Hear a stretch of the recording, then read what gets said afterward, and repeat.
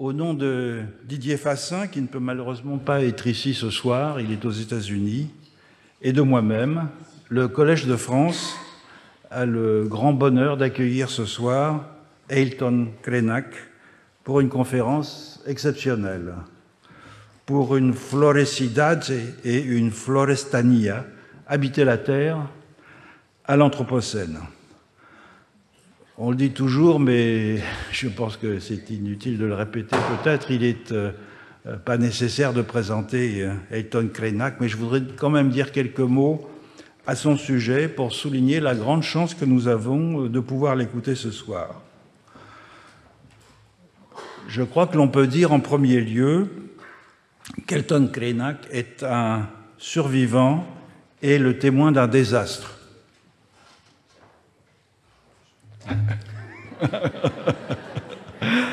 Un survivant parce que, comme tous les Amérindiens contemporains des basses terres d'Amérique du Sud, il a surmonté une catastrophe sans précédent, celle qui a englouti 90% des populations autochtones après l'invasion de leurs terres par les Européens au XVIe siècle. Le choc microbien, les massacres, la réduction en esclavage, qui se sont étendus sur plusieurs siècles, n'ont pas simplement ou seulement enclenché un génocide et un écocide, mais aussi ce que l'on pourrait appeler un cosmocide, l'assassinat d'un monde qui, miraculeusement, a survécu et continue, malgré les épreuves, à porter témoignage de sa richesse. Toutefois, Ailton Krenak est aussi un survivant en un sens plus concret. Originaire de la vallée du fleuve Doce, dans l'état du Minas Gerais, il appartient au peuple Krenak qui fut pourchassé, massacré jusqu'à la limite de l'extinction et dépossédé de ses terres pendant tout le XIXe et une partie du XXe siècle.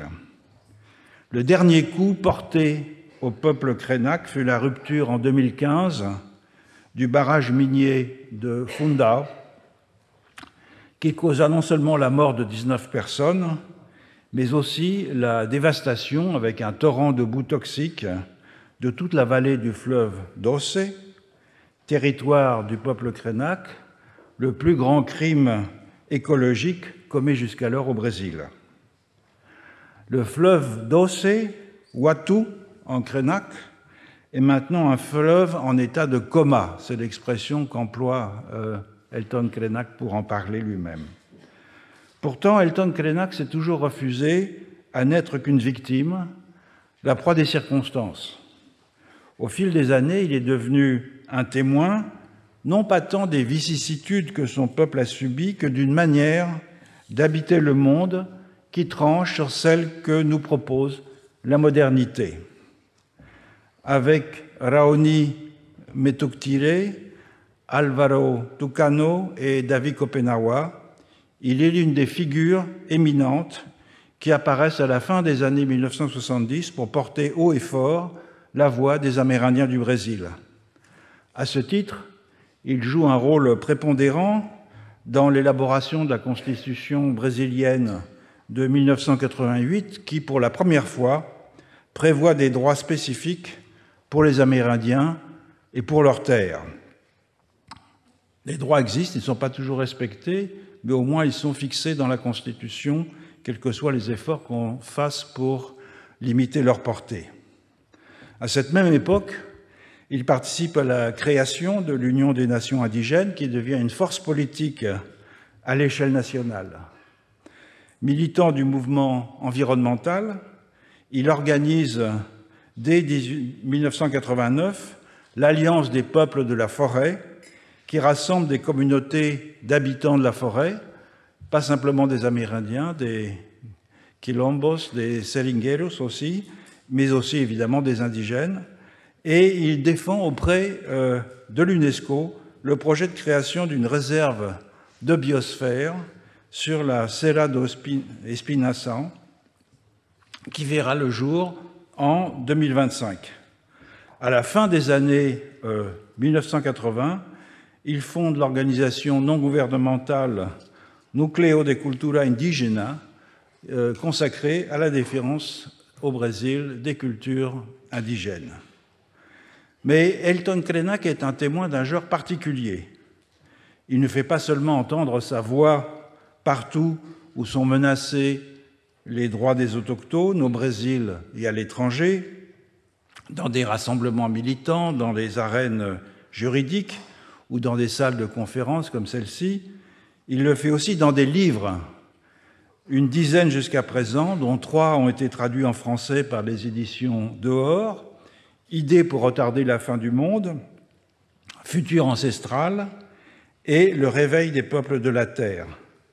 Bref, Ailton Krenak n'est pas seulement un militant, un penseur de la situation indigène dans les Amériques, un intellectuel public, il est aussi un écrivain et, comme tous ceux qui l'ont lu pourront attester, un grand écrivain.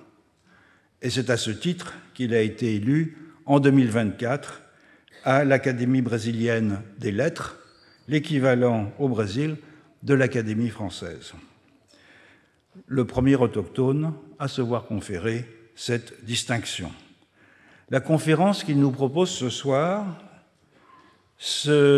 a pour objectif d'explorer toute la richesse de 2 néologismes portugais difficiles à traduire, florecidade et florestania, que l'on pourrait peut-être traduire par cosmopolitique forestière, et qui envisage ce que c'est que de cohabiter dans un monde où humains et non-humains vivent en bonne intelligence et non dans des sphères séparées. Applaudissons Ailton Krenak.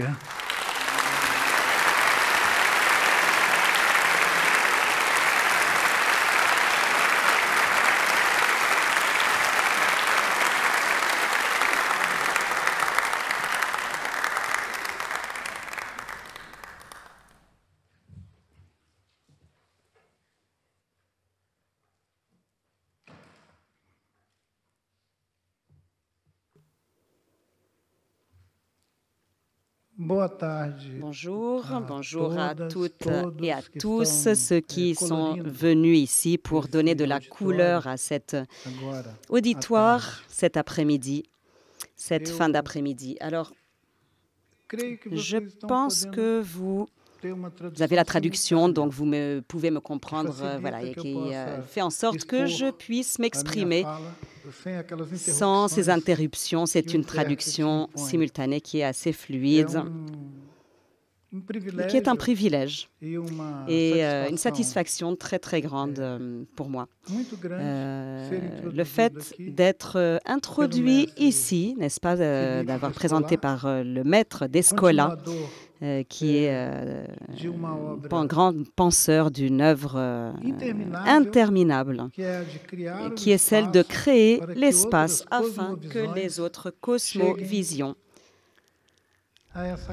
parviennent ici, dans cette grande maison. Alors, le fait de maintenir les portes ouvertes constitue une tâche de ceux qui pensent d'autres mondes et qui pensent et qui croient que le défi de penser le monde est celui de passer au-delà de nos propres demandes, de nos attentes, de ce que sont nos urgences. Alors nous nous saluions et nous nous rappelions de qui aujourd'hui, de façon unanime, disons, en l'absence de perspective de quelque chose qui peut être pensé comme un avenir, n'est-ce pas, qui, outre cette vaste humanité, qui est-ce qui parvient à cogiter et à penser d'autres mondes, qui arrive à fuir à... Je dirais cette désillusion d'une ample humanité qui s'interroge sur le climat, sur des questions comme la paix, hein, sur les grands flux migratoires qui secouent notre vie dans la planète, et également sur l'incertitude, n'est-ce pas?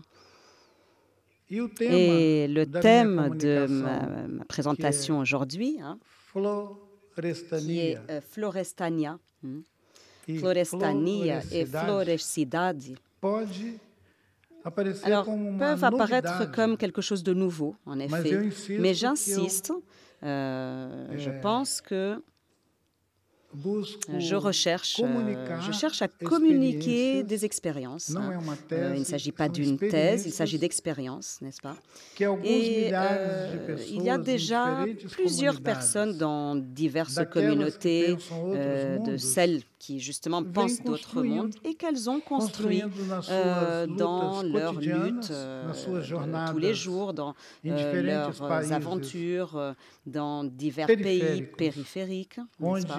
Où des peuples autochtones, des peuples des diasporas, des gens qui ont dû sortir de leur territoire d'origine pour chercher un endroit où habiter et d'autres terres pour y vivre, et qui insistent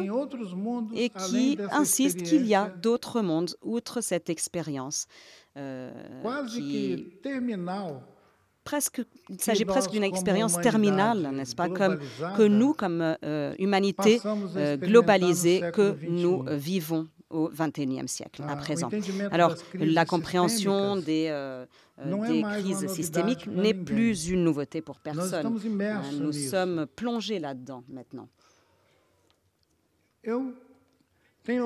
J'ai observé, non seulement au Brésil, mais également en Colombie, en Chili, toute l'Amérique latine, un courage qui est celui de penser d'autres épistémologies, un courage capable d'imaginer d'autres passages de cette expérience des États nationaux, des gouvernements régionaux, des systèmes juridiques qui ont donné lieu à ces vies que nous avons maintenant, et presque de façon unanime urbanisées pour tout le monde, d'accord, et qui ont institué un mode citoyen de vivre.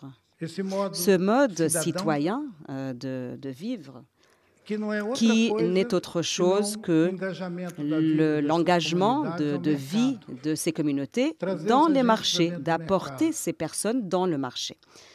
Et le fait d'observer les villes comme un appareil, un outil qui promeut cette adéquation, cet alignement d'une vaste population humaine à un système unique, de consommer de l'énergie, de reproduire des modes de vie, de s'adapter à la nature et en tant que matière première, et de l'utiliser, cette nature. J'ai beaucoup insisté là-dessus, sur le fait que nous sommes devenus une humanité qui mange la terre. Je l'ai souvent dit, notre cher Kopenawa Yanomami dit que le Nup est un mangeur de terre, donc il mange la terre, d'accord? Alors, cela peut sembler une simplification, cela peut paraître une simplification que cette vaste humanité mange la terre, hein. Mais si nous observons la disparition de fleuves, de montagnes, de forêts, nous verrons que l'échelle est suffisamment grande pour incommoder, pour nous faire mettre face à la question de combien est-ce que nous allons encore manger, combien de terre est-ce que nous allons encore manger. Nous avons des bassins hydrographiques qui disparaissent, des fleuves, certaines comme conséquence de désastres, mais d'autres comme par extinction. Nous n'avons pas besoin de tuer un fleuve. Nous pouvons les utiliser à l'horizon de nos ancêtres. C'était quelque chose qui était impensable. C'était impensable que les êtres humains puissent faire disparaître un fleuve. Mais nous avons réussi à apporter dans notre vaste horizon d'humanité la possibilité d'une disparition de fleuves. Bien évidemment, nous l'avons déjà expérimenté en cachant des fleuves. Je me souviens souvent que nos métropoles, elles avaient leur superstructure déjà implantée sur les cours d'eau, au-dessus de ces cours d'eau, et qui cachaient un petit peu les fleuves, et qui étaient construites au-dessus de ces fleuves. Et dans la plupart de ces villes, il y a déjà des fleuves en dessous de ces structures dans lesquelles apparaissent ces paysages si attirantes qui sont les villes. J'ai nommé les villes. Alors, comment penser une florecidade? Comment penser à un endroit où le fleuve et une forêt, ou un fleuve et une forêt, qu'ils puissent cohabiter avec cette disposition afin de nous socialiser et de nous réunir dans des espaces si accueillants et si sûrs qui sont les villes.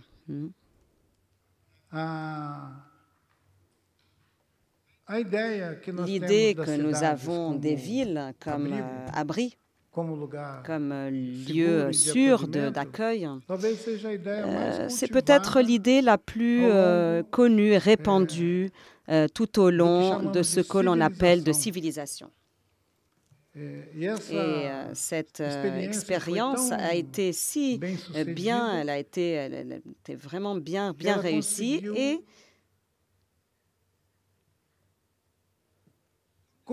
elle a réussi à condamner les autres espaces,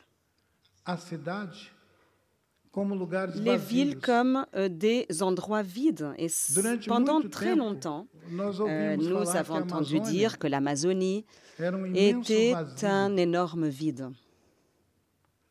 Pourquoi? Parce que avec cette déclaration, nous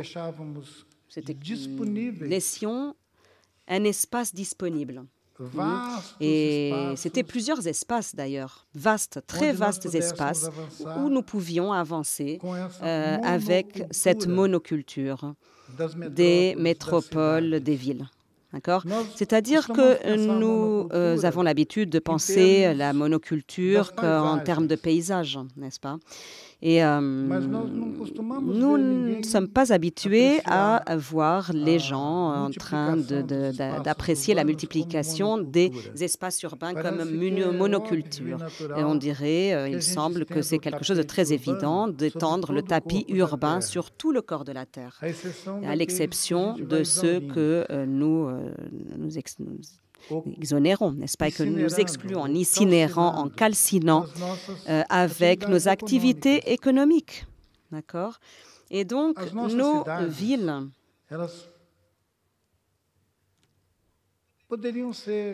elles pourraient être des lieux où nous pourrions entrer vers d'autres possibles modes de vie, qui seraient possibles et qui pourraient contribuer dans cette longue expérience de monoculture à l'introduction de quelque chose que nous pourrions désigner comme une diversité de la vie. Et qui ne serait pas uniquement limité à l'idée de la biodiversité, comme nous l'imaginons toujours, qu'elle a lieu en dehors des espaces contrôlés par la culture. Les espaces contrôlés par la culture, nous ne les imaginons pas comme des éventuels lieux pour reforester. Et donc, c'est une invitation pour reforester notre imaginaire.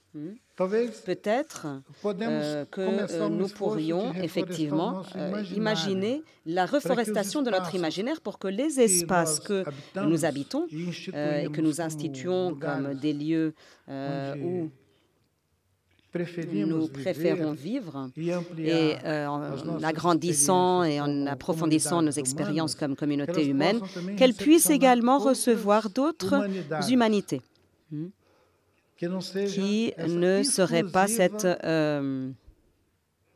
humanité exclusive que nous nous sommes constitués et qui fait en sorte que les autres possibles disparaissent. Les autres non-humains. Les non-humains, eux, ils ont déjà eu leur participation dans ces espaces, dans ces paysages où nous nous mouvons aujourd'hui, de façon très, très expressive, et cela donne sens à l'idée de nos métropoles, villes, espaces organisés comme monoculture. Si nous réfléchissons à ces monocultures en produisant des espaces monoculturels, alors là, peut-être que nous pourrons trouver un petit peu de la compréhension. Nous pourrions peut-être comprendre les crises que nous vivons de façon cyclique.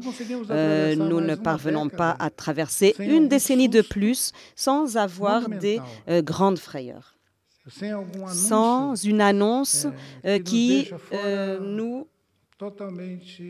nous laisse totalement dans la sécurité et en dehors de cette sécurité, de vivre dans l'idée d'un monde qui serait un monde bon pour nous. Alors, le fait d'imaginer les forêts comme une transition de notre expérience d'un monde qui est essoufflé vers un monde qui pourrait nous surprendre, qui pourrait nous obliger à la réadaptation, à la rééducation de notre propre esprit.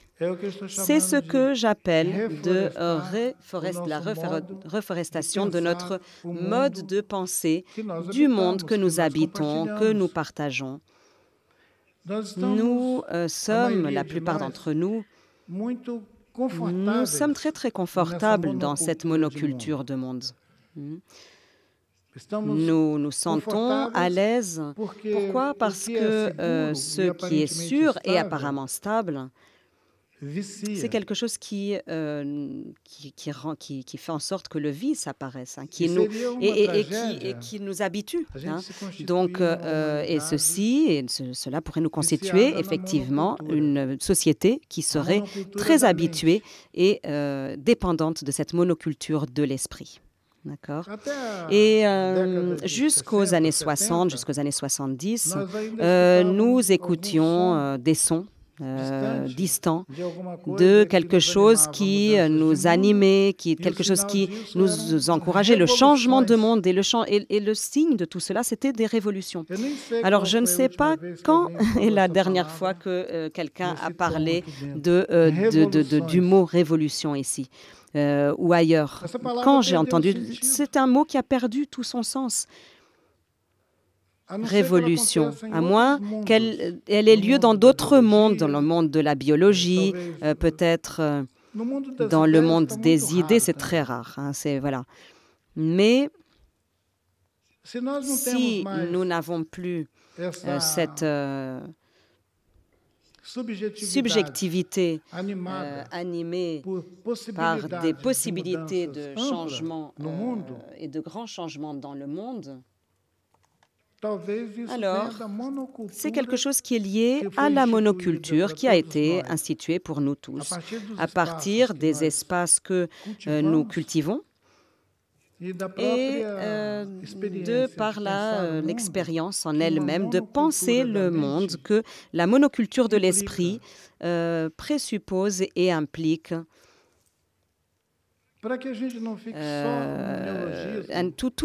pour qu'on n'ait pas un néologisme, florescidade, la forêt et la ville, florescidade, floresta et cidade, en comprenant que les villes, les cidades, elles ont également un cadre de floresta, de forêt. De la même façon, nous pouvons dire que aujourd'hui, Elles sont instituées dans des espaces que l'on peut appeler des ruines florestais, de forêts. C'est-à-dire que ces ruines de forêts, ce sont des lieux où nous aimons être, qui sont les villes. Si nous pensons à quelque chose de... Et si nous réfléchissons sur quelque chose, le fait d'équilibrer ces termes, nous pourrions considérer que les cidades, les villes, doivent quelque chose à la forêt. Les cidades, les villes, elles doivent d'autres formes de vie et la diversité que la forêt porte en elle et qui pourrait alimenter un monde où nos esprits seraient également reforestés. Et l'idée de la florescidade, elle implique également une idée qui est de florestania, florescidade et florestania. Alors, l'idée de la florestania, elle provient de l'expérience des communautés qui ont dû résister dans la forêt, la floreste, pour que leur forme de vie, leur mode d'habiter le monde dans leurs différentes échelles, qu'elles puissent également être assurées, qu'elles puissent prospérer et qu'elles puissent durer et que nous ne vivions pas toujours dans un état d'urgence. Au Brésil, dans la région du Acre, dans le Pará, Rondônia, lorsque nous nous déplaçons avec l'Alliance des peuples de la forêt, nous nous déplaçons pour faire en sorte que la forêt continue d'être le lieu de vie où vivent des millions de personnes et qui étaient invisibilisées avec le récit qui disait que l'Amazonie était un endroit vide ou que la forêt était un endroit inhabité. La forêt comme endroit habité et de façon dense avec beaucoup d'activités humaines, avec plusieurs activités créatives, interactives, avec d'autres modes de vie. Disons que de plus en plus, c'est quelque chose qui a été ressenti et vu au travers de documentaires, de récits, de romans, des produits qui, à partir de l'imaginaire de différents artistes, et qui parviennent à peupler cette forêt d'un sens qui est extrêmement vivant et il semble contraster considérablement avec la monoculture de la pensée instituée à partir des villes de la cidade et ce que nous appelons cidadania, la citoyenneté instituée dans les espaces du concret, de tout ce qui est le fer et le verre. Alors, la plupart de nos métropoles sont constituées de cela même. C'est une refonte de matières qui étaient dans des montagnes et qui étaient dans d'autres paysages, en instaurant et en construisant d'autres dessins et qui ont été extraits de là-bas et ceci pour satisfaire à notre reproduction infinie de modes d'habiter la terre, qui sont les cités, les villes. Les villes, de façon répétée, ont été régulièrement constitué la réponse de comment habiter la terre. À cette question de comment habiter la terre, j'aimerais beaucoup savoir s'il y a d'autres indications de lieux habitables, de savoir s'il y a d'autres lieux au-delà du format que les villes nous offrent. Et c'est très, d'ailleurs, c'est intéressant de parler précisément de cela ici, dans cette ville, qui est la ville célébrée par le monde entier comme étant une des des villes les plus édifiées, les plus belles villes du monde. Alors, ce n'est pas un paradoxe, ce n'est pas un paradoxe que je donne là. Non, c'est une synchronicité, n'est-ce pas? Je suis ici et je peux le dire devant un public qui est un public de personnes sympathiques et qui continuent, d'ailleurs, vous continuez à m'écouter, et très accueillant, un public accueillant, et vous dire que nous sommes capables, nous pouvons faire la transition de cette expérience de la monoculture de l'esprit vers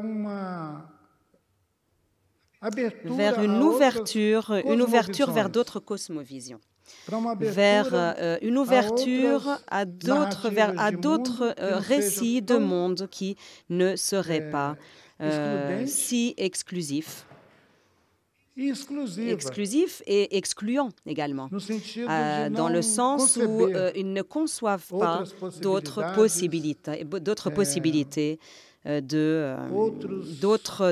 d'autres sens qui pourraient, disons, nous attirer vers un changement. Alors, je me référais et je parlais du mot révolution, je mentionnais ce terme-là parce que tout au long des siècles, elle existait comme un horizon de changement, Si nous regardons cet horizon-là, alors peut-être que maintenant nous devrons, comme dit le poète Carlos Drummond de Andrade, un poète brésilien que j'aime beaucoup, j'apprécie énormément. Nous devons revenir vers le plan terre. Drummond dit que après le fait de sortir de toutes nos ambitions, le fait de marcher sur la Lune, d'aller sur Mars, l'homme peut faire un voyage de soi-même vers soi-même et de mettre le pied sur terre et de fouler la terre, tout simplement. Et c'est quelque chose qui m'encourage à penser l'éducation comme une pédagogie de la terre. La terre, la forêt, le fleuve, les montagnes, ces autres organismes qui étaient déjà ici aujourd'hui,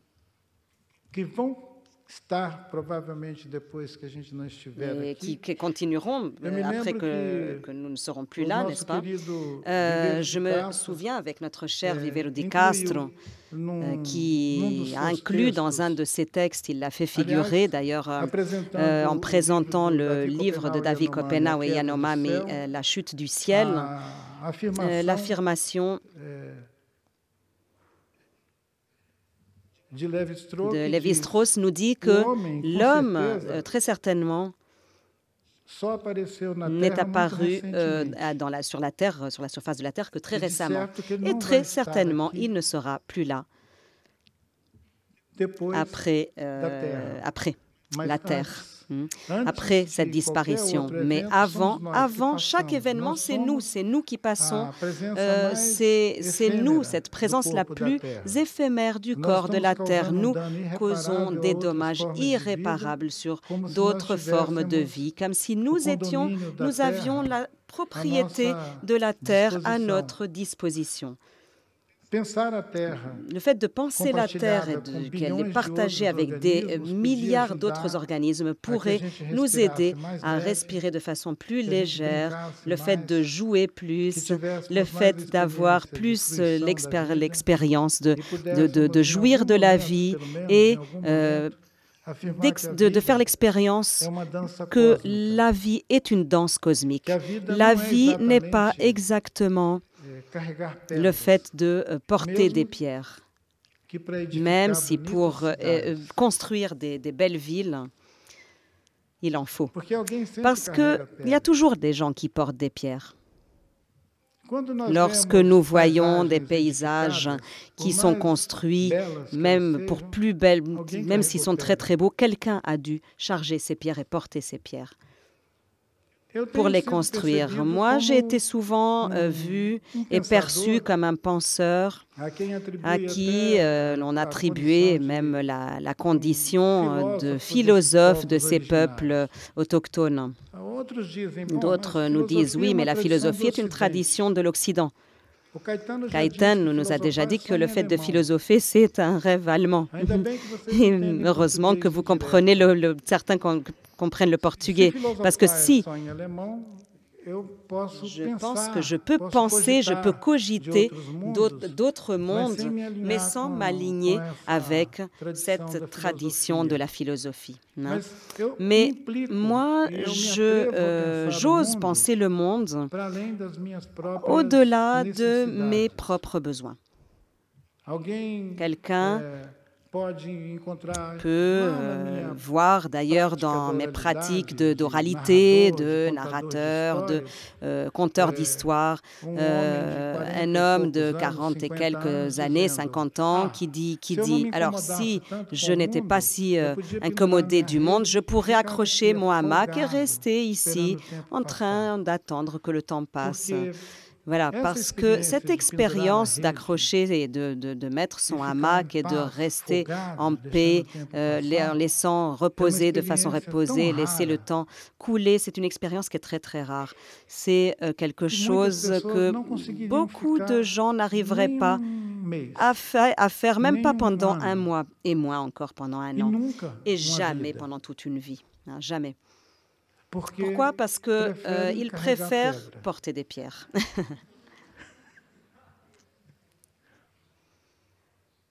Bon, c'est quelque chose qui peut paraître, cela peut sembler une provocation tropicaliste, le fait de dire que la vie est quelque chose, voilà, qu'il faut jouir de la vie, ou alors que la vie est une danse cosmique.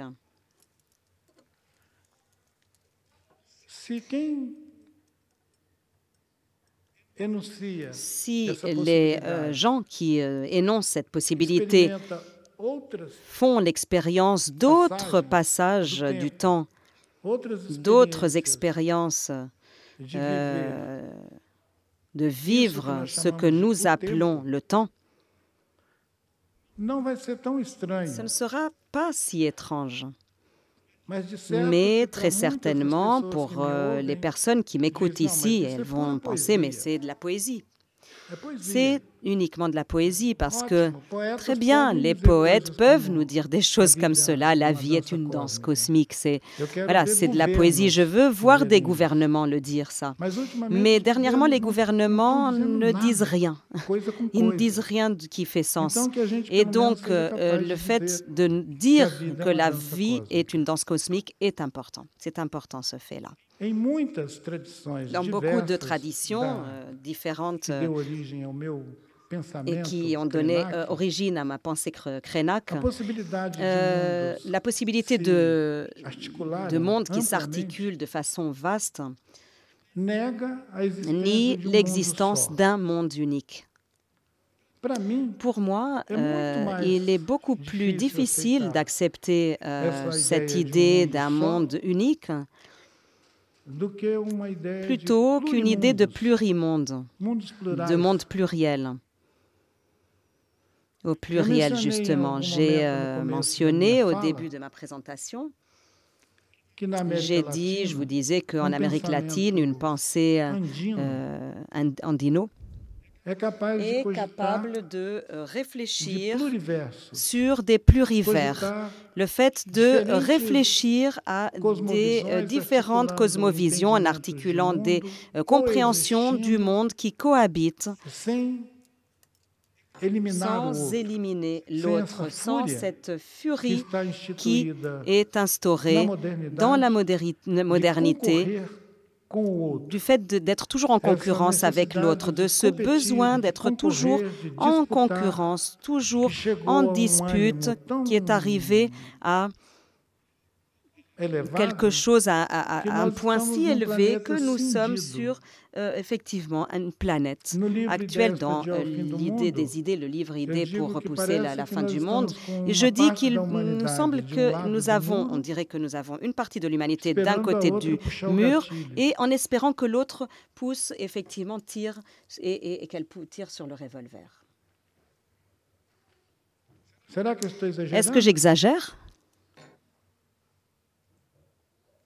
Il n'y a pas très longtemps, j'écoutais une personne qui était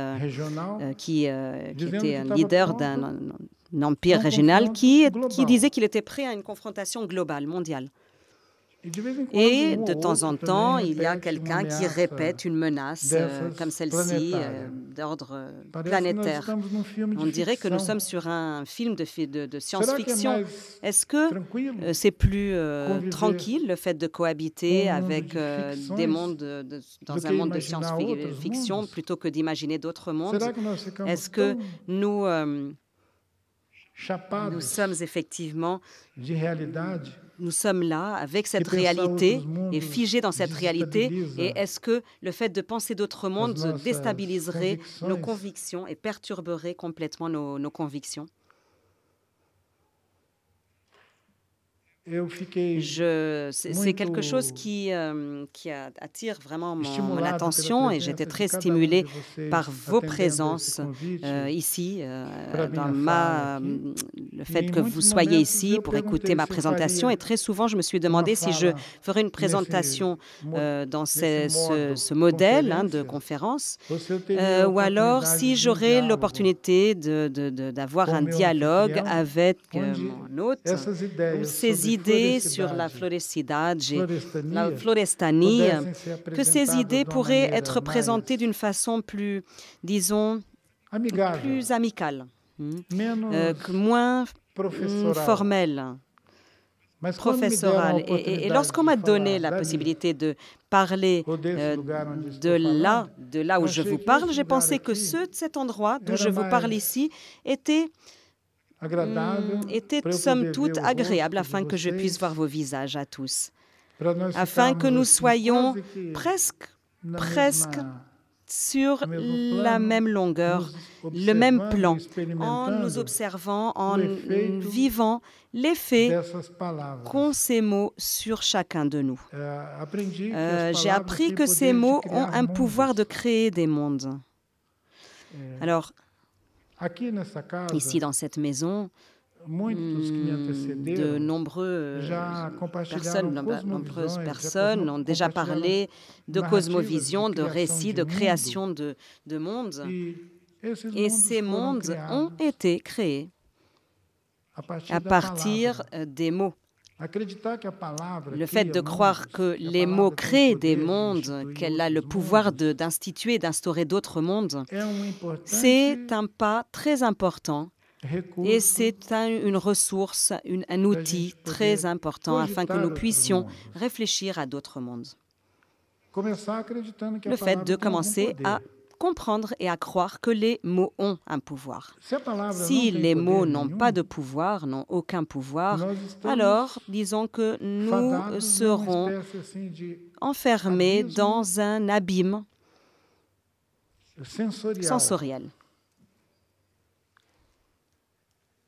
Un abîme cognitif. J'ai souvent alerté vers le risque que nous soyons déjà bien avancés dans cet abîme lorsque nous perdons la sensibilité, lorsque nous perdons la sensibilité d'établir la relation de celui qui n'est pas un autre double de nous, une autre image de nous, qui se reflète quelque part. Ces relations espérées entre les peuples dans le monde entier, la tragédie des réfugiés, l'intolérance que cette transition provoque dans la planète, c'est parce que nous perdons également la confiance que les mots puissent produire d'autres mondes.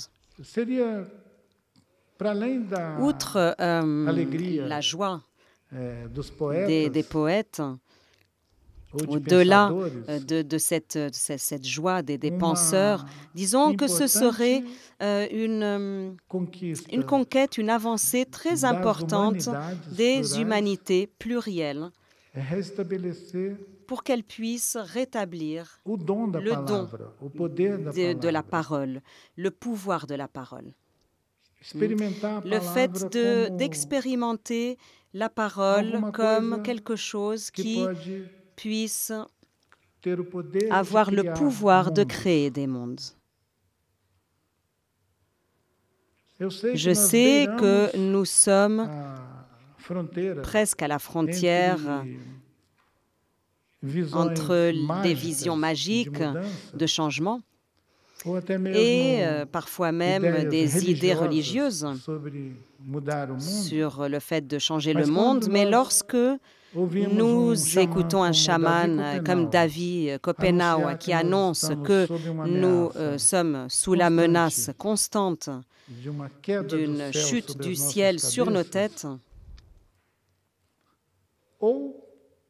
soit nous pensons que ce n'est qu'une fable, soit nous prenons au sérieux cette puissance d'une cosmovision ancestrale qui montre l'évidence que le monde est en train de tomber sur nos têtes, véritablement, avec une perte de qualité immense de l'expérience d'être vivant que nous tous, comme humanité, nous sommes en train de vivre et que nous sommes en train à laquelle nous assistons. Si nous assistons et nous vivons une perte de qualité d'être vie, si nous insistons et nous disons que rien n'est en train de se passer autour de nous, c'est une monoculture terrible qui se passe. Il s'agit d'une monoculture peut-être plus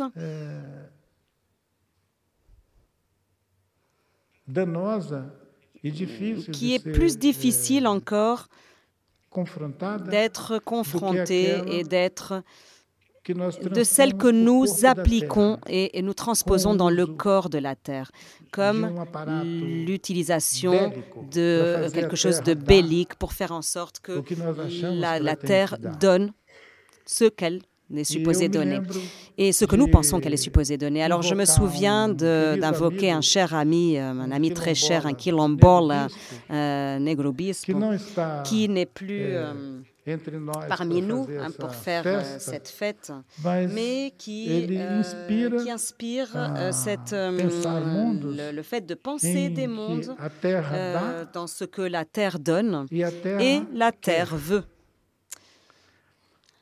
La terre, elle vient agencer. Ce ne sont pas simplement nous, les êtres humains, qui voulons. Et la terre peut vouloir, d'une certaine façon, elle peut vouloir que nous cessions nos bruits. Pendant la pandémie, pendant un instant, pendant un laps de temps, nous étions tous paralysés. Je ne croyais pas qu'il était possible que tous les grands centres financiers du monde entier qu'ils soient paralysés, que la bourse soit à l'arrêt, que tout soit à l'arrêt. Je ne pensais pas que c'était possible, mais c'était le cas. Tout s'est arrêté. Alors, je pense que la plupart d'entre vous ici avaient déjà oublié que les bourses étaient à l'arrêt. La bourse était à l'arrêt, c'est vrai. C'était un épisode tellement court dans notre longue histoire et passage du temps que nous sommes habitués à ne pas prendre en compte. Nous ne prenons pas en compte des tragédies. Nous sommes spécialistes dans les tragédies qui, pour nous, que nous ne prenons pas en compte. Si nous savons que la moitié du planète a disparu la semaine prochaine, dans le sens de l'humanité, dans 5 ou 10 ans, nous allons le dépasser. Nous allons déjà le cautériser. Pourquoi? Parce que disons que nous perdons notre confiance dans notre capacité de créer des mondes. Et c'est pour cela que nous admettons cette espèce de collapse graduel du monde que nous habitons. Il y a quelque chose de plus en plus pauvre du monde dans lequel nous vivons et nous ne sommes pas capables d'invoquer d'autres mondes. Alors, je n'imaginais pas que je serais, que j'allais parler ici avec ce don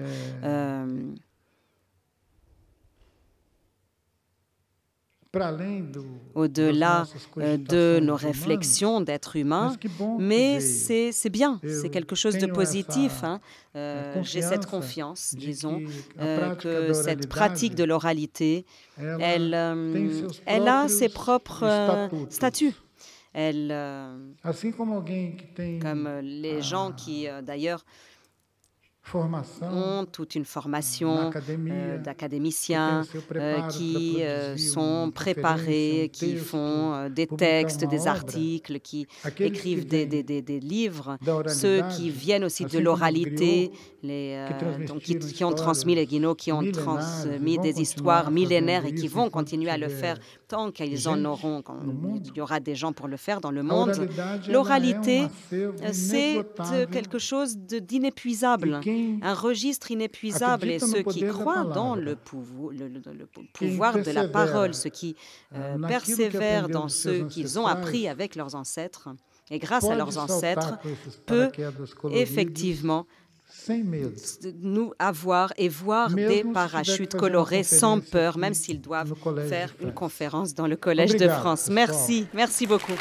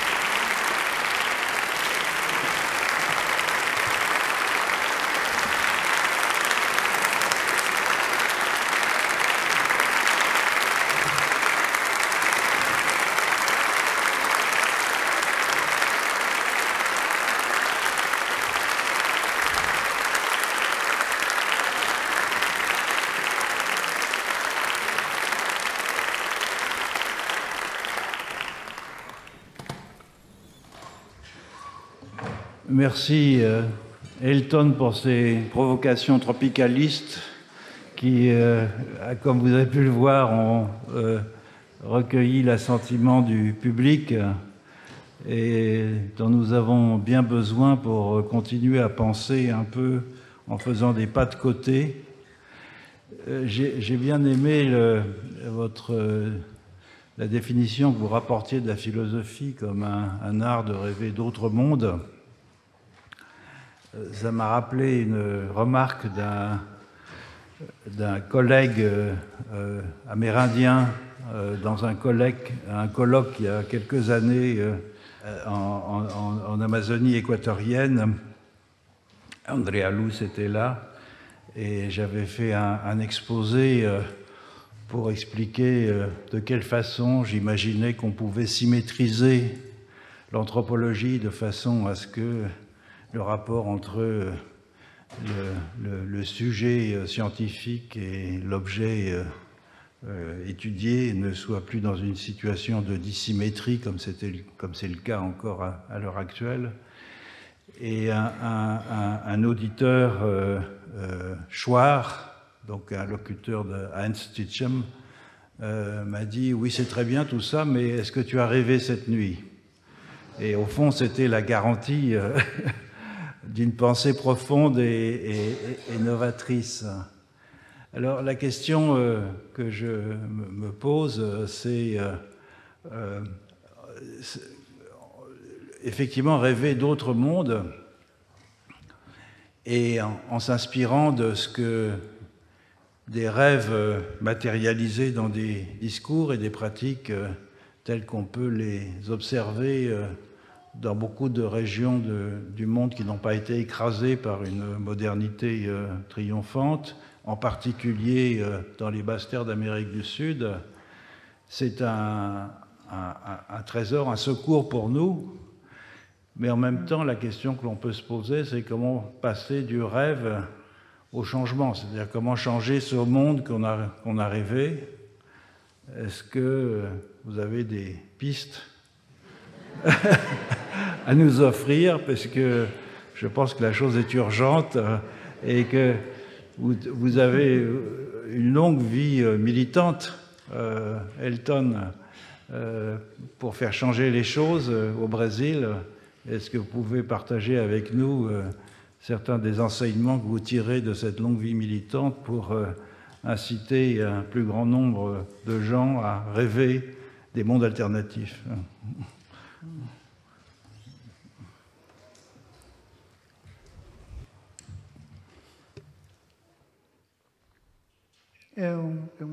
Alors, c'est avec reconnaissance que je reçois cet honneur de cet accueil ici, qui m'honore de cette façon et qui m'inclut en même temps dans une constellation de personnes qui pensent à partir d'autres lieux, qui pensent d'autres cosmovisions. D'accord? Et alors, moi, je pense que la clé pour penser d'autres mondes, réfléchir à d'autres mondes, est la diversité. Nous avons été mobilisés à des changements en espérant quelque chose que nous avons toujours vu comme l'égalité, la liberté, comme façon d'atteindre la fraternité. D'accord? Comment est-ce que l'on dit en français?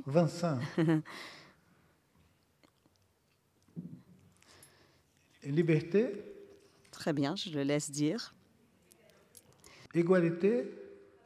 Fraternité. Fraternité.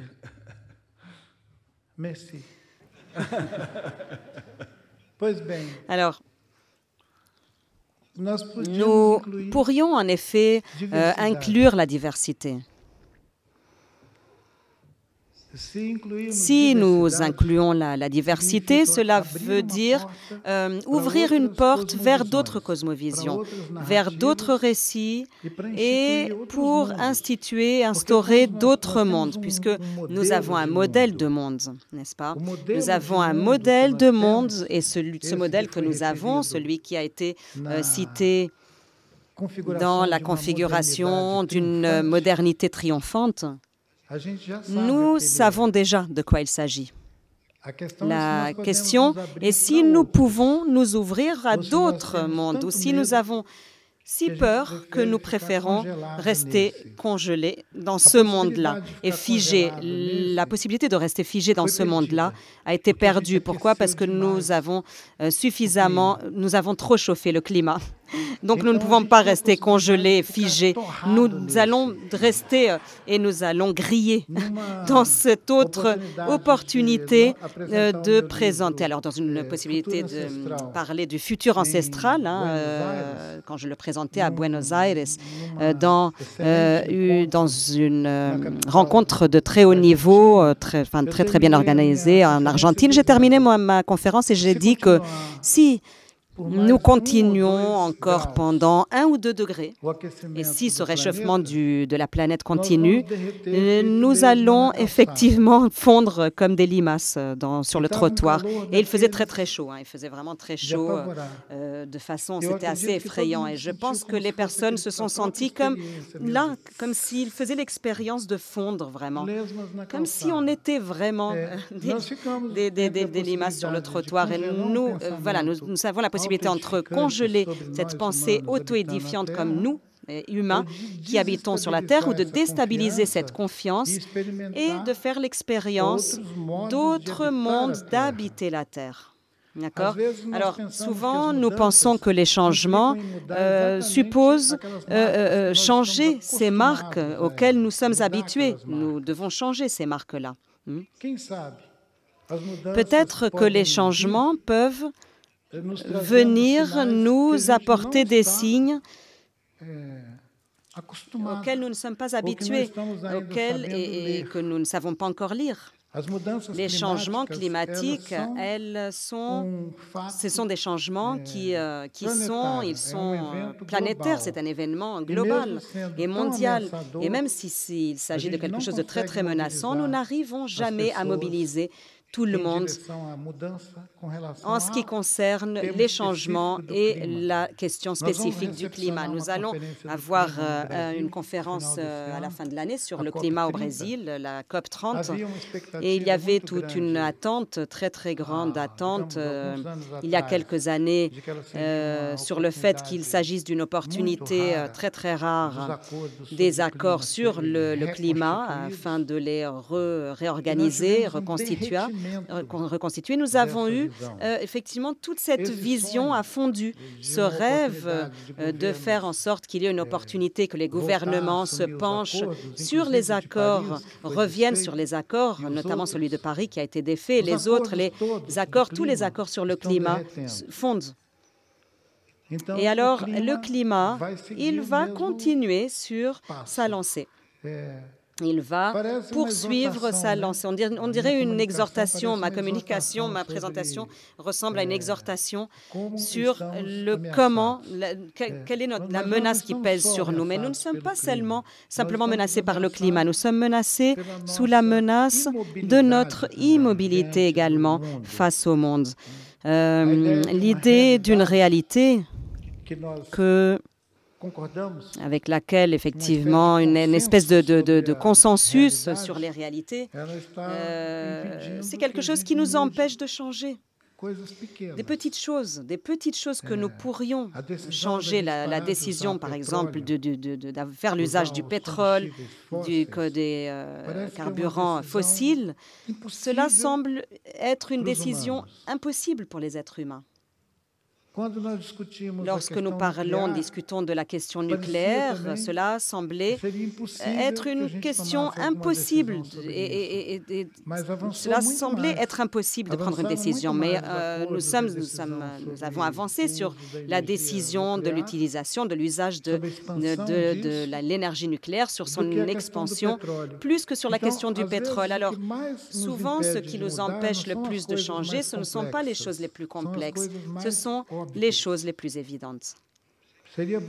Et ce serait bien de réfléchir là-dessus. Parfois, nous ne changeons pas parce que nous voyons ce qui est évident. Tant que nous allons faire des perforations de la Terre pour retirer le pétrole, nous allons tuer la vie sur la planète. Et nous impossibilitons cette vie. Et nos gouvernements sont fous de pétrole. Si, effectivement, pour avoir un gouvernement qui est content, on va lui donner un puits de pétrole. Donc, je sais que j'ai un petit peu dépassé voilà, pour répondre à ta question. Aujourd'hui, nous n'avons pas de solution, mais elle devra... Disons, on devra avoir de la patience. Voilà, à partir, quelqu'un qui est dans un pays d'Amérique du Sud, moi qui viens d'un pays d'Amérique du Sud, je pense que nous n'avons plus de solution régionale, au niveau régional. Je pense que nous devrons penser de plus en plus à l'échelle systémique. Nous devrons apprendre avec la Terre. Et la Terre, elle a ses mouvements qui articule un tout. Il n'y a pas de partie. Si la Terre donne et la Terre demande, alors l'heure est arrivée de commencer à écouter la Terre, ce qu'elle veut. La Terre veut plus de pétrole, elle veut plus d'industrialisation, elle veut plus de carbone, elle veut plus de bombardements. Elles veulent que les économies soient instaurées comme des productrices d'armes. On dirait que c'est le segment le plus actif de l'économie mondiale, sont ceux qui fabriquent et ceux qui vendent des armes. Et ce n'est pas une conférence sur la paix, donc nous ne sortirons pas d'ici avec une réponse, disons, là-dessus. Mais voilà, ce sont sur ces questions que nous devrions réfléchir, non parce que nous avons une responsabilité pour gouverner le monde, mais parce que nous avons la possibilité de nous gouverner nous-mêmes. Voilà. De reforester nos esprits et d'être capables de fleurir. J'aime l'idée de contempler l'humanité comme un jardin coloré. J'aime beaucoup cette idée. C'est une invitation. Obrigado.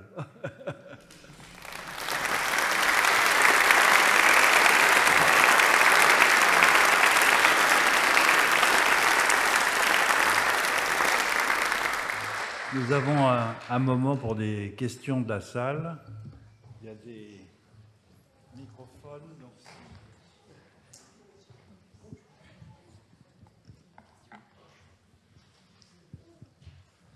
Boa tarde.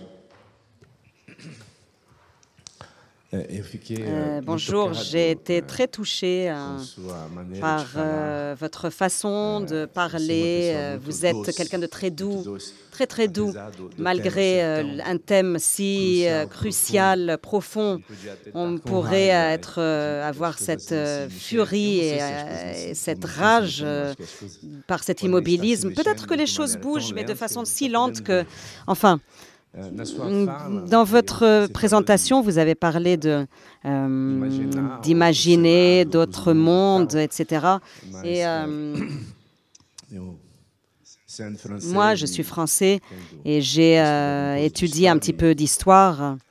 Je me suis souvenu de l'exode rural qui a eu lieu au XVIIe siècle. Alors, pour faire des villes, je suis psychothérapeute et je pense que les enfants, les bébés, les enfants, les jeunes... Parce que, alors, au Brésil, j'ouvre une parenthèse, en Afrique, les enfants sont très attachés à la nature. La nature, pour un bébé, pour les enfants, c'est leur mère. Et donc, dans l'Occident, voilà, après l'exode rural, je pense qu'il y a eu une... L'enfant a été arraché de sa mère. La mère, parce qu'elle travaillait dans les usines après la révolution industrielle. Donc, cette nature, elle nous manque, nous, dans l'Occident. La nature n'est plus là. Elle n'est plus là.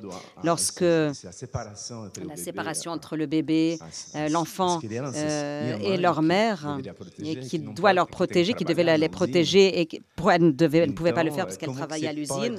Alors, comment est-ce qu'on peut imaginer et instituer et coloniser les esprits occidentaux qui ont souffert de ce processus?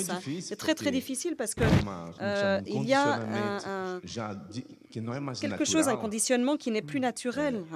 Et là, il devient difficile de faire, donc ces enfants deviendront adultes, et de faire en sorte qu'ils imaginent un autre monde naturel, étant donné qu'ils ont appris dès leur plus jeune âge, ils ont été arrachés à cette nature, qui était leur mère. Je ne sais pas si tout le monde comprend sur quoi je voudrais arriver.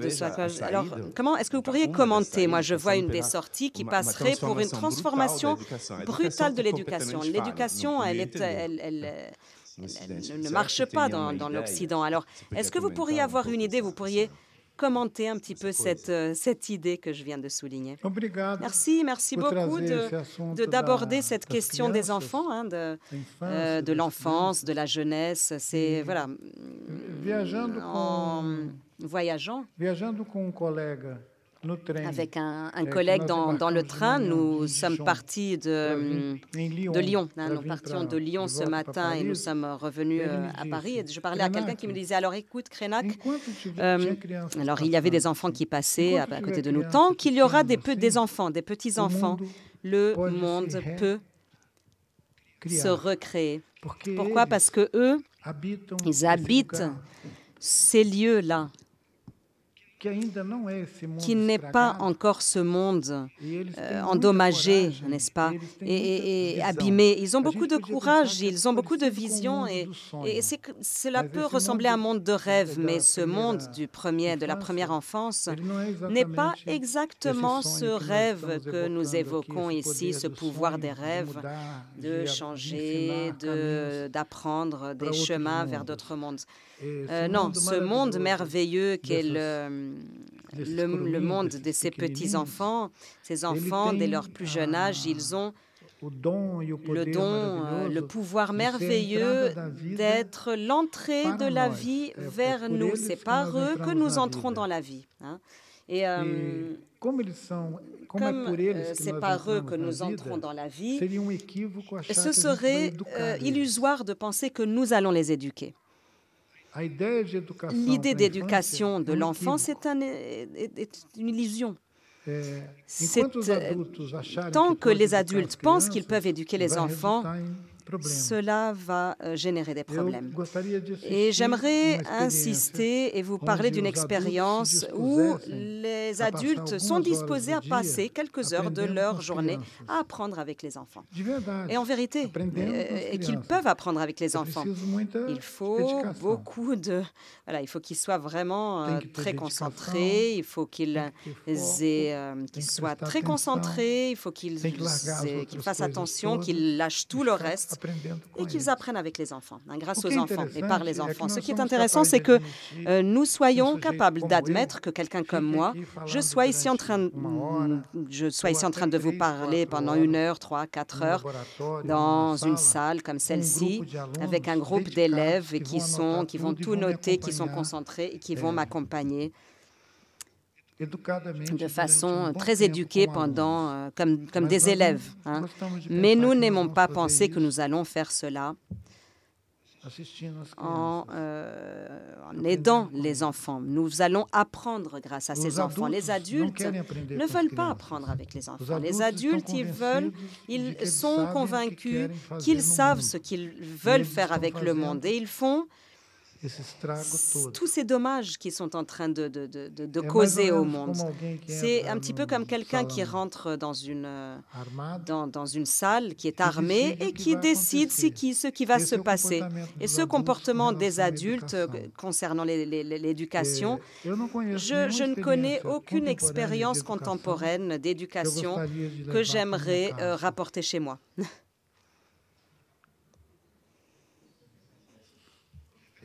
C'est vrai ce que je vous dis. Alors, c'est plus ou moins, moi, je ne serais pas disposée à laisser mes petits-enfants, mes enfants, exposés à l'idée de l'éducation. Non. Mais là, ça serait un autre débat que nous pourrions avoir, un grand débat, et nous devrions avoir la patience d'écouter les enfants. Merci beaucoup.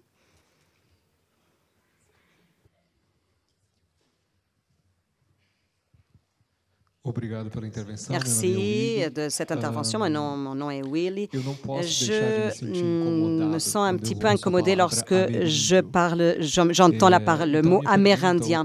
Alors, lorsque j'écoute, j'entends, lorsque cela a été dit avant, que les peuples indigènes ont survécu miraculeusement, en sachant qu'il n'y a eu aucun miracle pour la survie des peuples indigènes, qui est le fruit de la résistance des peuples indigènes. Alors, ma question va dans ce sens. Comment empêcher la colonisation du savoir des peuples indigènes? Merci beaucoup de cette question. Alors, nous pouvons cohabiter avec une idée d'Amérindiens en étant moins dérangés que nous l'avons été avec un autre mot qui était plus réducteur, qui était les Indiens. Les gens toléraient que les livres d'histoire, les livres à l'école se référaient à nos peuples comme des Indiens. Ces habitants d'Amérique du Sud ou d'Amérique latine, du continent américain, des Indiens. Des Indiens à Hollywood, la littérature, on parlait d'Indiens. Et ce n'est que lors des 20 dernières années où il y a eu une correction qui s'est faite dans le langage. Et on évite d'appeler Indiens ces peuples qui ont été durement châtiés, punis par la colonisation et qui ont été dans des chiffres de 700 millions de personnes qui ont été exterminées. Il y a un travail très important qui parle de génocide américain et qui nous raconte que la guerre des conquêtes d'Amérique centrale, de l'Amérique latine d'une façon générale, était justement la conséquence de c'était une tragédie. Je n'ai aucun doute là-dessus, mais l'insistance de corriger cette trajectoire historique avec des termes et en ayant recours à des termes nous paraît être une simplification également. Alors moi, je viens d'une génération où les gens n'étaient pas offensés lorsqu'on s'appelait les uns les autres d'Indiens. On n'était pas offensés là-dessus. Ma génération n'avait aucun problème là-dessus.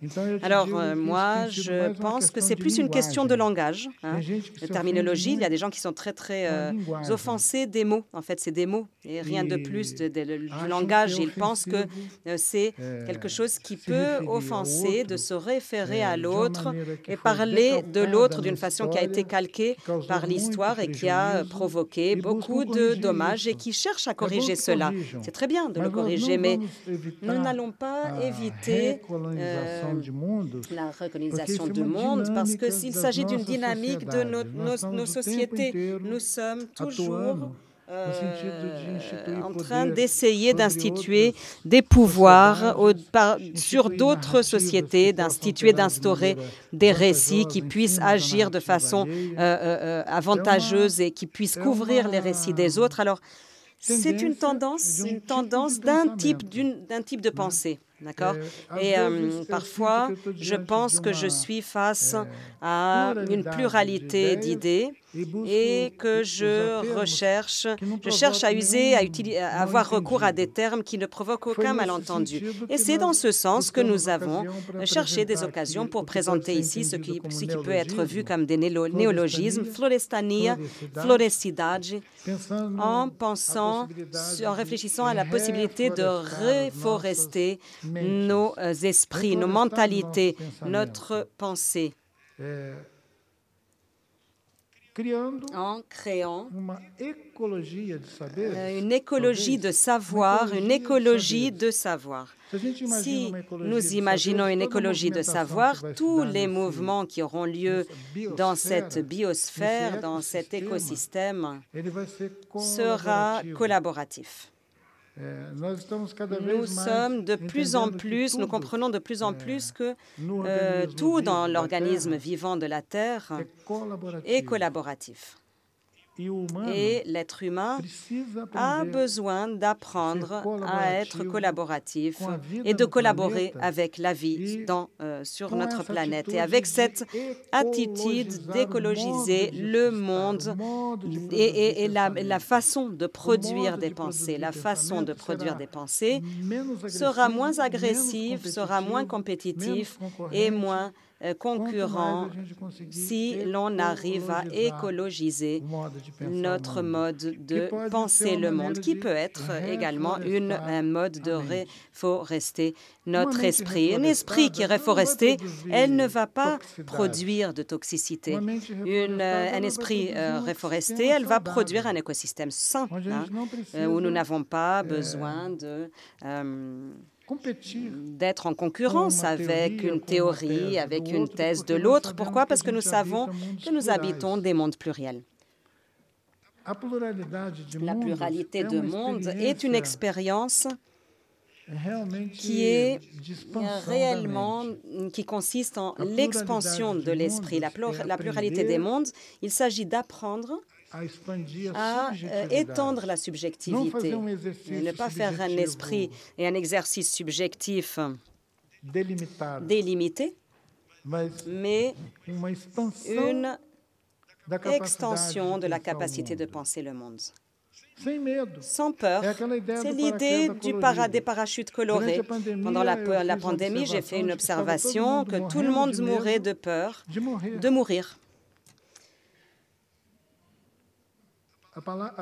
L'expression, on dirait que je plaisante, mais les gens meurent très souvent de peur avant de mourir à proprement parler. Et si l'on restait vivant? En dépit de la pandémie des idées.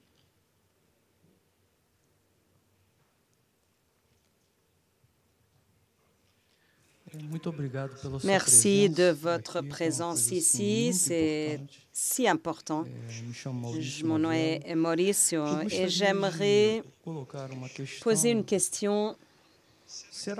Est-ce qu'il n'y a pas un changement psychologique radical à faire où nous concevons l'être comme une forme de pensée et nous construisons une psychologie basée sur le conflit, où nous l'appelons de myostase ou équilibre, ou entité de ce que nous plaçons ici, où il y a une perte, n'est-ce pas, de conscience. C'est-à-dire que les êtres humains perdent la conscience.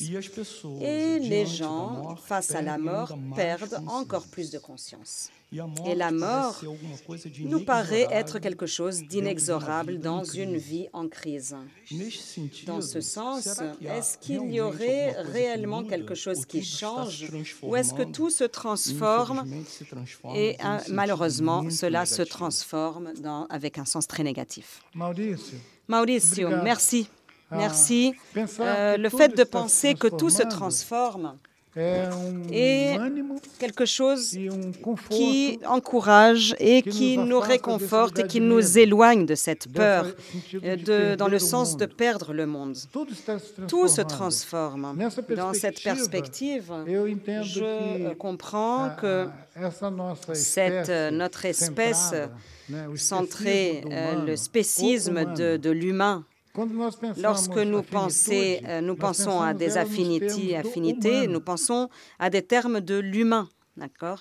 C'est une centralité de l'espèce humaine. Les êtres humains, ils n'ont pas des questions avec d'autres points de vue de vie. Ils ont des problèmes avec leur propre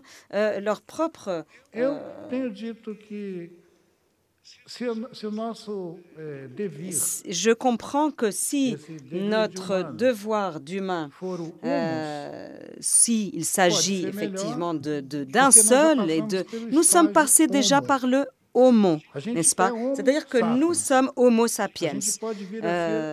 Nous sommes effectivement homo sapiens, n'est-ce pas? Et je te remercie de m'avoir donné l'occasion de cette perspective de transformation où nous sommes humus et non pas une reproduction de nous-mêmes ad nauseam.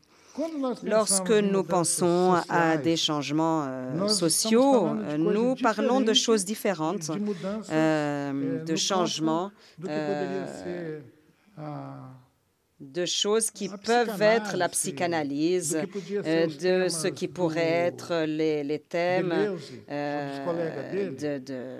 voilà. Et nous pensons ici, nous réfléchissons à la possibilité de changement de cette humanité précaire que nous sommes, de changer les conditions qui avant avaient lieu par le biais de révolutions et que nous avons perdu.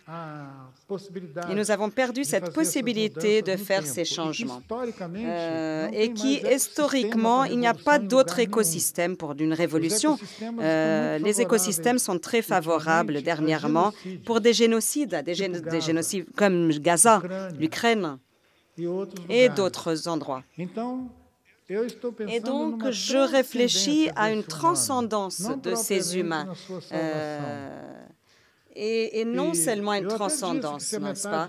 Et j'ai même dit que si la moitié des humains disparaissait, l'autre moitié, dans certains mois, dans certaines années, va dire, bon, tout va bien. Et cette centralité de l'être humain de penser que nous sommes l'excellence des espèces, c'est quelque chose qui crée des dommages dans la diversité de la vie à l'échelle de la planète. J'ai cité Lévi-Strauss, j'ai cité donc Viveiros de Castro, les textes de Copenau à Yanomami, et nous avons une existence comme humanité éphémère ici, dans cette planète. Nous sommes la bactérie la moins différente du corps de la planète dans ma façon de comprendre la vie. Nous sommes une bactérie en voie d'extinction. Et ça, c'est voilà, et c'est quelque chose qui est positif. Hein. C'est possible que ce soit le cas. Pour que nous n'ayons pas cette puissance humaine excessive, nous devons diminuer cette puissance humaine. Et nous devons imaginer que des organismes vivants de ce vaste organisme que Lee Margoulis et son collègue Carl Sagan appelaient Gaïa. Et elle a une théorie de Gaïa, une expérience de Gaïa, une grande production de connaissances sur le changement, afin de comprendre que la Terre n'est pas une plateforme physique que nous coupons et triturons et avec laquelle nous faisons des immeubles. Malgré cette vocation pour porter des pierres, nous pouvons cohabiter avec cet organisme merveilleux en apprenant à la régénération de cet organisme. Les régénérants de Gaïa, nous pourrions être cette humanité en humus.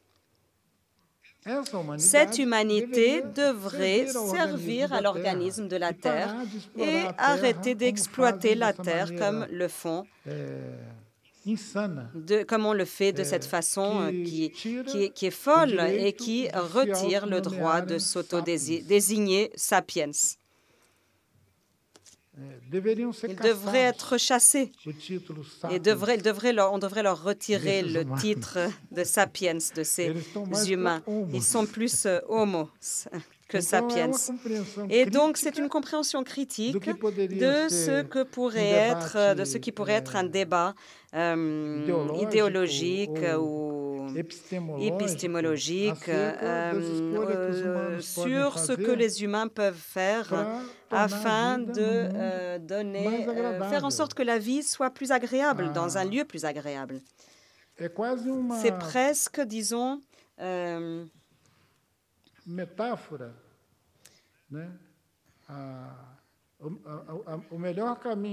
La meilleure voie pour un lieu agréable n'est pas exactement l'adresse du shopping. Mais cette humanité avec laquelle nous cohabitons, nous pensons ici que la plus grande, ce que Yanomami est ce qu'ils appellent le peuple de la marchandise. Lorsque les Yanomami accusent les êtres humains de devenir les peuples de la marchandise, ils nous disent exactement la même chose. Ils préfèrent effectivement que ce soit un endroit où tout est marchandise, et notamment ceux qui peuvent être également ceux qui les observent et qui apprennent grâce à eux, n'est-ce pas? C'est-à-dire que c'est une humanité marchandise. Une humanité marchandise n'a aucune importance combien de temps, elle n'a aucune importance si elle va continuer à exister l'année prochaine. Elle est une marchandise, donc cela n'a aucune importance. Si l'on est capable de rêver d'autres mondes, alors là, cela fait sens. Là, je vois le sens dans des mondes qui peuvent être rêvés à l'échelle du cosmos.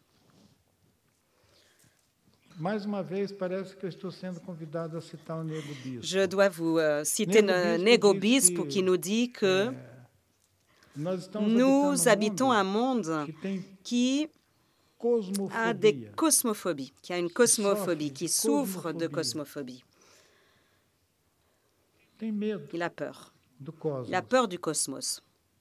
Assim como aqueles que morrem Tout comme ceux de qui medo meurent de peur antes de avant de morrer. mourir. É. Et Quem sabe não qui seja sait sobre isso que nós estamos falando. ce n'est pas de cela que l'on parle. Une humanité qui Tão travada est no si medo figée dans la peur que chega qu'elle a ser incapaz de est incapable, elle en conceber arrive à être outras incapable cosmovisões, à réfléchir à d'autres que não é cosmovisions. capaz de Elle n'est pas compartilhar capable outras de partager cosmovisões. d'autres Outra cosmovisão é uma cosmovisions ameaça. qui constituent une menace en vérité. No campo da política, Dans le domaine de a la gente vê politique, essas nous voyons ces fragmentações fragmentations o tempo tout le inteiro. temps. Une Une partie du monde peut constituer une menace, parfois c'est d'autres. Pendant un certain temps, la forêt a constitué une menace. La forêt était toujours représentée comme des lieux, l'endroit, le lieu obscur de l'humanité. C'est un jeu assez intéressant. Le lieu qui produit la diversité de vie est vu comme un endroit obscur, l'endroit du vide, de la non-existence. Et la forêt est la production de vie, de façon continuelle, incessante. Nos collègues biologues qui s'intéressent à la forêt sont dans un état d'extase permanente avec la capacité pour produire la vie, de l'eau, des phénomènes où nous ne sommes même pas capables d'écrire de vie, etc., etc. Mais la forêt a été accusée pendant très longtemps d'être un endroit dangereux. C'est un jeu qui est très ancien, très vieux. Parfois, il se cache dans un endroit du monde que nous voulons isoler. Et cette rencontre m'a donné l'occasion de faire cet éloge de la forêt et d'inviter ceux qui sont encore prisonniers dans une idée unique d'endroit d'habiter le monde, de conjuguer la florecidade, la forêt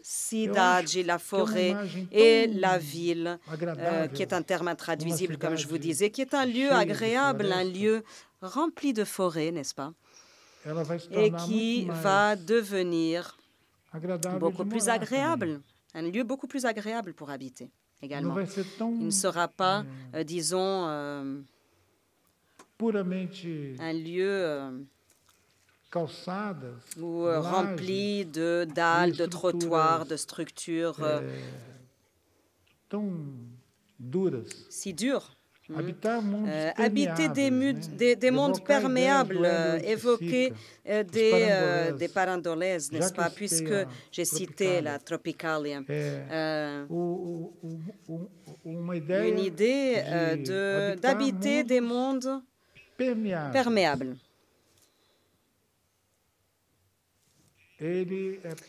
Et c'est quelque chose qui peut être très intéressant, qui peut nous ouvrir un passage vers des visions d'autres mondes. Nous sommes continuellement convoqués dans des endroits de sécurité. L'idée de monde perméable peut constituer une menace, des mondes où il y a, qui peuvent avoir effectivement l'expérience de perméabilité, de croisement, entre croisements, de traversées, et c'est possible. Donc il y a des chemins possibles vers d'autres mondes. Voilà.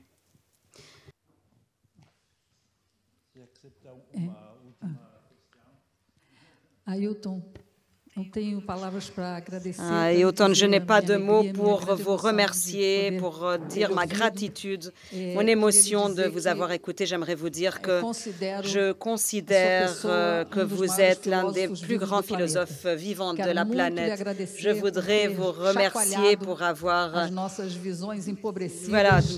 éveillé nos visions appauvries et nous avoir donné la possibilité, ouvert la possibilité d'autres mondes, même si ce ne sont pour l'instant que des mots.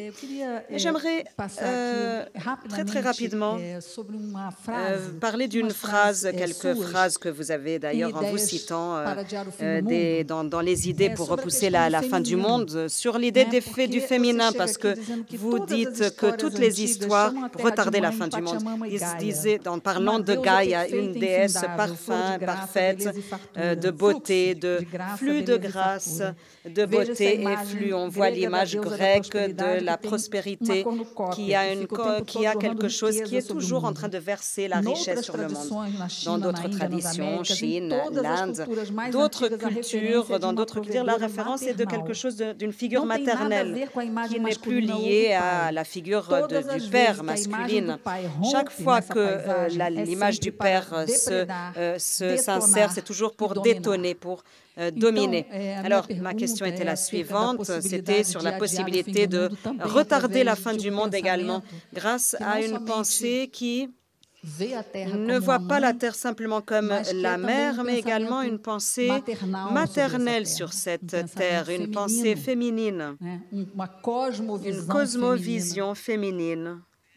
Et je me souviens de Philippe Descola qui nous parle de cette image d'une indienne qui, effectivement, qui donnait le sein à un animal sauvage et qui expliquait de cette façon cet allaitement pourrait compenser la nature par la chasse qui est faite par le masculin. Alors, comment voyez-vous ce regard féminin, n'est-ce pas, sur la Terre qui est vue également de façon traditionnelle comme la mère? En fait, on aurait pu en parler dès le début de cette présentation quand le public était beaucoup plus éveillé. On arrive à la fin, mais c'est effectivement c'est une idée qui est très intéressante. Très bienvenue. Je me vois et je sens l'absence, je ressens l'absence de cette pensée active est présent dans plusieurs espaces, dans beaucoup d'endroits où il devrait déjà habiter. Il devrait déjà habiter nos consciences sans se limiter à une citation dans l'œuvre d'un ou l'autre auteur, parce que nous avons, comme le texte le dit, n'est-ce pas, nous avons notre héritage ancestral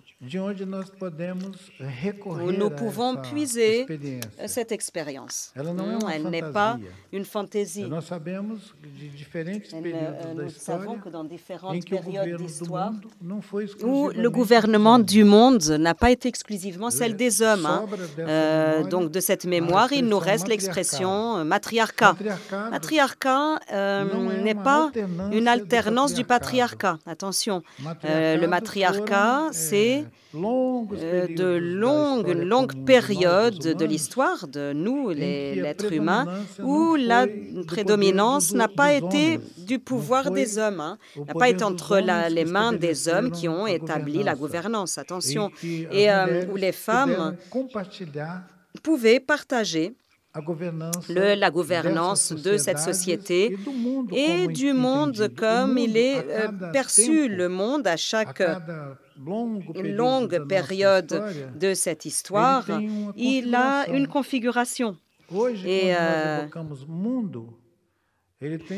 Et dans ce monde, nous avons cette perspective qui est si ample, si vaste, parce que nous avons un instrument qui nous permet de mesurer le monde.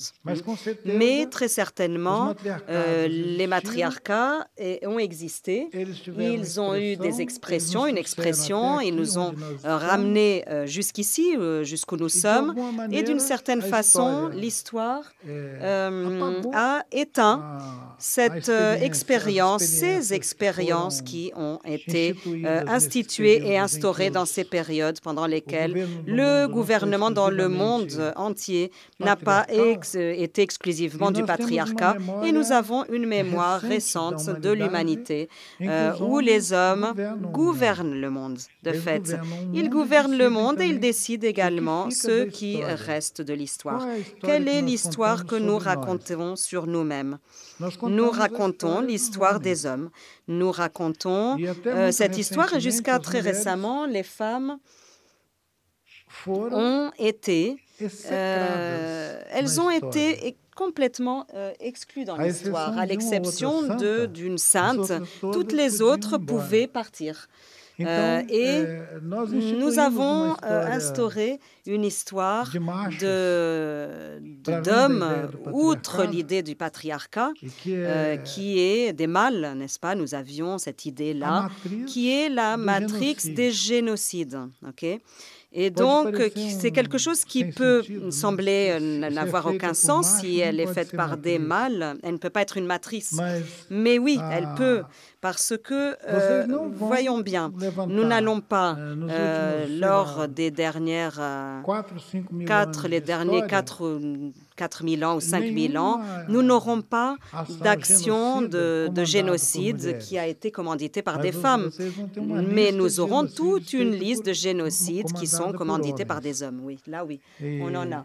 Bon, et nous n'allons jamais assister et atteindre l'échelle de cette violence. Jamais nous n'aurons cette violence ontologique instituée. Là où, malgré tout la confirmation de la biologie, les hommes continuent et insistent et veulent continuer à gouverner le monde. Voilà. Et donc, les hommes continuent, ils insistent, ils veulent continuer à gouverner le monde, même s'ils n'ont plus rien à faire ici. Ils construisent déjà ils veulent partir sur Mars avec, voilà, ils construisent des fusées pour repartir et pour aller sur Mars. Mais disons que, d'une certaine façon, ce qui contredit l'idée ou l'image que les hommes ont d'eux-mêmes, d'accord? Parce que les sujets qui expriment ce lieu de pouvoir dans le monde aujourd'hui, ces sujets sont déplorables. Ceux qui ont le pouvoir dans le monde aujourd'hui, ceux qui veulent continuer à avoir ce pouvoir patriarcal, ce sont justement des exemples très décevants, des exemples décevants de l'être humain. Et donc, les femmes qui allaitent des êtres sauvages doivent avoir leur place. Et l'idée du corps-territoire qui est revendiquée par un ample mouvement de femmes dans le monde entier, et où les femmes indigènes l'énoncent parce que nous avons une marche sur Brasilia où effectivement le gouvernement menaçait la vie chez les peuples indigènes. Les femmes ont marché dans Brasilia et elles avaient un bandeau qui disait « Nos corps, nos territoires ». Et elles l'exhibaient. C'était quelque chose, c'était une convocation, c'était une invitation, mais c'était un énoncé également. C'est-à-dire que le corps-territoire, c'est ce lieu qui peut être habité par ces femmes qui sont capables d'alimenter d'autres formes de vie qui ne sont pas uniquement celles des êtres humains. Le fait d'évoquer une idée du patriarcat n'est pas exactement une dispute du mandat politique des femmes. Il s'agit de revendiquer d'autres ontologies. D'autres ontologies où le pouvoir naît de la force ou des armes, mais où il provient d'autres endroits. Dans d'autres petites traditions qui existent dans le monde, le matriarcat est le moyen d'expression des sociétés. Bien évidemment, dans ces sociétés globales où nous sommes tous plongés, tout ce complexe est patriarcal. Voilà. C'est-à-dire que lorsque l'on dit que la bourse de valeur était à l'arrêt pendant la pandémie, c'était exactement la même chose que je disais. La dernière chose qui ferme, c'est le système de gouvernance du patriarcat. parce que il insiste et il se superpose à tout autre ordre, et en incluant y compris l'ordre naturel, parce que la pandémie, tout le monde peut être contaminé, tout le monde peut mourir. Et si elle s'est associée à une pensée négationniste, ce patriarcat survit encore, est encore présent. Et de façon très, très forte. Heureusement que vous avez parlé, vous avez dit que la Terre et constitue cet organisme que nous convoque vers une pensée féminine de la production de la vie. Il ne coïncide pas avec une idée du pouvoir masculin qui gouverne le monde. Mais je préfère que les femmes continuent à constituer cette défense de ce monde où les armes, où le pouvoir du patriarcat, qu'il soit effectivement posé grâce à la voix des femmes également. Les femmes doivent pouvoir parler. Ma mère, ma grand-mère, mes filles, elles ont besoin de prendre la parole. Mes nièces également, certaines d'elles sont ici, je les salue. J'aimerais avoir d'abord commencé à parler ici en saluant mes parents qui sont ici présents. Je sais qu'il y a des jeunes de plusieurs régions du Brésil, parentes dans le sens parents, dans le sens de parentes, des gens qui viennent, qui font des bourses ici, d'autres ethnies, voilà, qui font des thèses également. Je voudrais vous saluer à tous et c'est tellement, tellement bien que vous soyez ici avec moi et que vous soyez ici pour écouter ce que j'avais à vous dire. Enere. Merci.